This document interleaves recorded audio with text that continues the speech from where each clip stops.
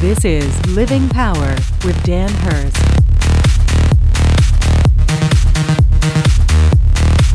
Look again, and we'll still be doing a little review because we touched on some of these last Sunday. But these are those 6 things that Jesus was saying was his ministry that are also your ministry. 1 Corinthians 12:27 says you're the body of Christ. You are to carry on, in other words, what Christ was doing. You are the body of Christ and an individual part of that body of Christ. And you have a responsibility. You don't have the same responsibility that everybody else has. Some of you are elbows. Some of you are noses. Some of you are heels. We all have different responsibilities. We all have different things that we are to do, and God has assigned those callings and those responsibilities to us. But within those individual callings, there are 6 things that Jesus said defined his ministry that also define your ministry. And the first one is that you are to live out the will of God.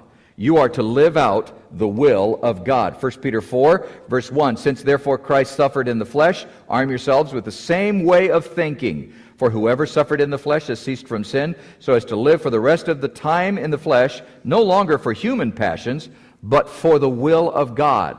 There's that instruction. You make the choice. You make the decision. No matter what happens, I am going to live for the will of God. That's my choice. It doesn't matter what the circumstances are. Doesn't matter where it takes me. Doesn't matter what I accomplish. But I'm going to live out the will of God. I was talking with somebody yesterday, as a matter of fact, about this very thing and the frailty of life and how our days are numbered. The Bible teaches that our days are numbered. And this guy was saying, I just realized, he said, when I was going through all of that, this guy's name was Brian, and Brian said, I just realized that I was going through all of that is if your number's not up, your number's not up. And there's obviously some truth to that, but what you do with that is what you have to decide and what makes it so powerful for your life. When Jesus said, live out his will for your life and live out what it is that he wants to accomplish for your life, it means that you are going to live, and listen to this term, you're going to live aggressively. Not be aggressive, be angry, that type thing, or antagonistic. Some of you have got to learn the difference. But to live aggressively. God says, I've got a mission and a purpose and a plan for you. Live aggressively. If this isn't my day to go, then why don't I just go full tilt? I mean, if you knew that you could live out your life with absolutely, and you were completely safe to accomplish what it was that God wanted to accomplish in your life, how would you live your life? Well, then why aren't you doing it? I'm not saying you're not. I'm just saying, for those of you who aren't, live aggressively.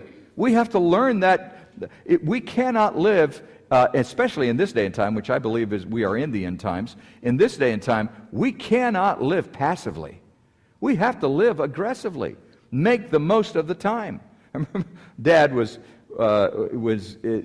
got into he was in the mid-80s. He was 85 years old. Dad just passed away last December. Was he 88, Marsh? He was 88 years old.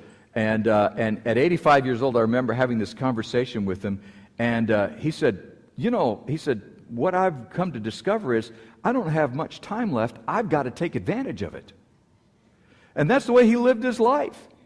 And he was just, he wanted to go preach. At 85 years old, I said, Dad, you can't even stand in the pulpit anymore. Well, I can sit. So he did. He'd go and preach somewhere, and they'd bring a stool up, and he'd put a stool up by the pulpit, and he'd sit on the stool, and he'd preach. And let me tell you something, that boy could still preach at 85 years old. I mean, he could ring the bell. And it was just, he understood that principle, and he lived aggressively, taught me so much about that. And this is what Jesus was saying. Jesus was saying, when you make the choice, I'm going to live the will of God, what you're saying is, I'm going to live aggressively. I'm not going to live passively and just kind of wait and just say, well, what happens next? And have that que sera, or sera, whatever that song is. I'm not going to have that attitude. I'm going to follow the attitude of doing God's will, and I'm going to live aggressively. Live to do the will of God.